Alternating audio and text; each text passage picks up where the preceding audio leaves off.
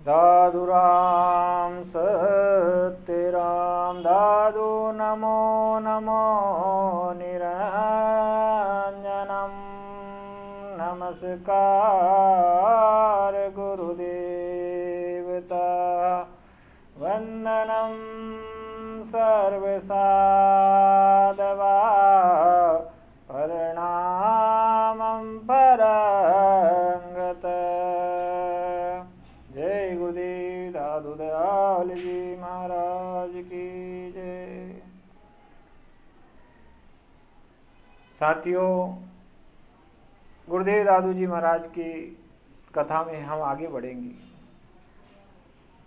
परशुराम जी ने जब दादू जी महाराज को परीक्षा के लिए नारायण बाला को पहुंचाया, तब नारायण बाला दादू जी से प्रभावित होकर परशुराम जी से आज्ञा लेकर वापसी सांवर आकर दादू जी का शिष्य हो गया और महत्वपूर्ण शिष्य के रूप में 100 शिष्यों में से पहले शिष्य के रूप में नारायण बाला की गिनती होती है। जब नारायण बाला दादू जी का शिष्य बन गया, तब कुछ दिनों बाद परशुराम जी ने अपने एक और शिष्य को सांवर पहुंचाया और उन्होंने एक कलश, जल से भरा हुआ कलश उसके साथ दिया और कहा कि ये कलश ले जाकर दादू जी महाराज को दे देना। उस शिष्य ने अपने गुरुदेव परशुराम जी की आज्ञा मानकर सांवर आया और कलश दादू जी के सामने रख के और उनको प्रणाम किया। जब शिष्य को देखा और शिष्य से पूछा आप कहाँ से आए हो, तब दादू जी महाराज के मुझे गुरुदेव परशुराम जी ने पहुँचाया, मैं सलेमाबाद से आया हूँ और ये कलश आपके लिए उन्होंने दिया है। जब कलश को देखा तब दादू जी महाराज ने ध्यान के माध्यम से सारी बात समझ गए। तब एक शिष्य जो पास में बैठा हुआ था, उससे दादू जी महाराज ने कहा इस कलश में आप मिश्री लाके डाल दो। मिश्री लाके उस कलश को भर दिया गया। परशुराम जी का कलश भेजने का उपदेश ये था कि आप नारायण वाला को तो मैंने सब तूर से परिपूर्ण करके पहुंचाया था, आपने उसमें नया क्या किया। लेकिन जब गुरुदेव दादू जी महाराज ने इसमें मिश्री डलवाई और उनसे गुरुदेव दादू जी महाराज ने कहा कि भाई ये आपके गुरुदेव परशुराम जी को दे देना और उनसे कहना इसका जल थोड़ा सा अर्पण करें। उस शिष्य ने वैसा ही किया। सलेमाबाद जाकर अपने गुरुदेव परशुराम जी को वो कलश सामने सौंपा और उनका जलपान करने के लिए कहा। जल पीने के बाद जल पिया और फिर उस शिष्य ने कहा कि दादू जी महाराज ने कहा है कि ये जल आपने पहुँचाया था वैसा ही है कि इसमें कोई अंतर है। तब परशुराम जी ने समझ गए कि उसमें मिठास आ गई है। दादू जी का मतलब ये था कि आपने जो जल पहुँचाया था वो फीका था और अब मैं जो जल पहुँचा रहा हूँ उसमें मिठास आ गई है। यानी नारायण वाला जो आपने पहुँचाया था वो पूर्णतः उसमें मिठास नहीं थी, उसमें फीकापन था, लेकिन ब्रह्म भक्ति के कारण वो उसमें मिठास आ चुकी है और वो अच्छा संत बन चुका है। परशुराम जी दादू जी महाराज की सारी बात समझ गए और फिर उन्होंने दादू जी महाराज से मिलने का विचार किया और कुछ दिनों बाद परशुराम जी सांवर आए और गुरुदेव दादू जी महाराज से मिले। दोनों संत परस्पर मिले और दोनों में बातचीत विचार हुआ। उन्हीं समय उनके शिष्य नारायण वाला का भी आना हुआ और उन्हें भी सतराम करके बैठ गए। जब तो सतराम प्रणाम किया और बैठ गए, तब नारायण वाला को देखा। परशुराम जी ने कहा क्या माला तिलक भी लगाना छोड़ दिया? तब माला तिलक लगाना भी छोड़ दिया आपने?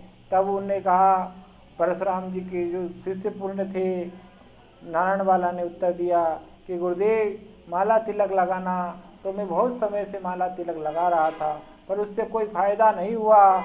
लेकिन माला तिलक का तो मतलब ही सिर्फ इतना है, माला से तो गिरना होती है, जात में गढ़ने की कोई काम ही नहीं। अब मैं निरंतर भजन करता हूँ, अब मेरा कोई माला तिलक से कोई उद्देश्य नहीं रहा। मैं परमात्मा के गुरुदेव के बताए हुए रास्ते पे चलता हूँ। मैं सगुण साकार की पूजा न करते हुए निर्गुण निराकार की पूरा आराधना करता हूँ। जब परशुराम जी ने अपने शिष्य में इतना बदलाव देखा, इतनी मिठास देखी कि नारायण वाला एक उच्च कोटि का शिष्य संत हो गया है, तब उन्होंने उनको आशीर्वाद दिया। और आशीर्वाद देने के बाद दादू जी महाराज से विचार विमर्श करके कुछ दिनों के बाद अपने आश्रम सलेमाबाद लौट आए गए। इस प्रकार दादू जी महाराज ने परशुराम जी के शिष्य नारायण बाला को भी एक महत्वपूर्ण संत बना दिया, जो योग्य था, और दादू संप्रदाय के लिए रीढ़ की हड्डी बना दिया। इस प्रकार दादू जी महाराज की कीर्ति चलती रही। साथियों, गुरुदेव दादू जी की महिमा का बखान करना तो असंभव है, क्योंकि दादू जी महाराज संभव से भी संभव, कभी संभव है ही नहीं। दादू जी की कीर्ति गाना कभी संभव ही नहीं है। दादू जी महाराज की लीला और दादू जी महाराज की चर्चा, क्यों दादू जी महाराज का उपदेश जो निर्गुण भक्ति के रूप में उन्होंने दिया है, एक एक साखी उनकी अमोघ साखियाँ हैं। दादू वाणी आप पढ़ोगे, दादू वाणी को समझोगे, दादू वाणी में एक एक शब्द अमोघ लिखा हुआ है। दादू जी महाराज ने एक साखी कही है कि फल पका बेली तजी छिटकाया मुख माही, साईं अर्पण कर लियो फिर उगे नहीं। ये साखी इतनी महत्वपूर्ण है जो मेरे दिल के बहुत करीब है, क्योंकि इस साखी के माध्यम से जीवन का दृश्य हमें गुरुदेव दादू जी महाराज दिखाते हैं। दादू जी महाराज इस साखी के माध्यम से कहते हैं कि जिस प्रकार फल पक के बेली अपने आप उसे छोड़ देती है, उसी प्रकार जीवात्मा जब ये शरीर फल रूपी पक जाता है तो अपने आप छोड़ देती है, इसे किसी की ज़रूरत नहीं पड़ती। उसी प्रकार हमारा भी होना है, हम भी इसी प्रकार पकेंगे और ये जीवात्मा में छोड़ देगी। जब जीवात्मा छोड़ देगी तो हमारी फिर डगर कहाँ होगी। इस चीज़ को आप गौर करें और समझें कि दादू जी महाराज क्यों दिशा देना चाहते हैं और परमात्मा भक्ति में क्यों लगाना चाहते हो। क्योंकि शरीर का मरण होता है, जीवात्मा का मरण तो होता नहीं। जीवात्मा हमारे अजर अमर है, ये दूसरे शरीर में प्रवेश कर जाती है और जन्म जन्मांतरों का ये चक्कर चलता रहता है। कई जन्मों से हम पैदा होते आए हैं और कई जन्मों तक होते रहेंगे। लेकिन अगर भक्ति करते रहिए और करते रहिए और परमात्मा को याद करते रहिए, तो हम प्रभु की कृपा प्राप्त होकर कुछ ऐसे काम कर जाएंगे जिसे आने वाला जन समुदाय हमें याद करेगा। इसी के साथ आपसे मैं विदा लूँगा। इस वीडियो को यहीं पे विराम दूँगा। भाइयों, आप इसे लाइक और सब्सक्राइब जरूर करें, इसे प्रमोट जरूर करें। दादू राम सत्यराम अवश्य लिखना। राम नाम निज औषधि काटे कोटि विकार, विषय व्याधि से उबरे काया कंचन सा सतराम।